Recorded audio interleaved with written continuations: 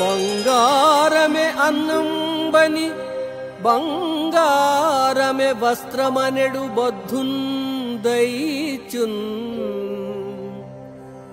దృంగింప నృసింహాకృతి పొంగారిన నిన్ను దలతు మోహన రూపా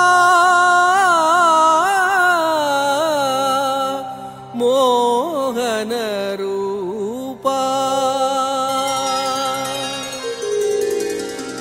అతిలోక సౌందర్య రాశి వెంకటేశ్వర, హిరణ్యకశిపుడు అనే రాక్షసుడు ఈ ప్రకృతి మాయ నుంచి బయటపడలేక నిన్ను నిరాకరించాడు.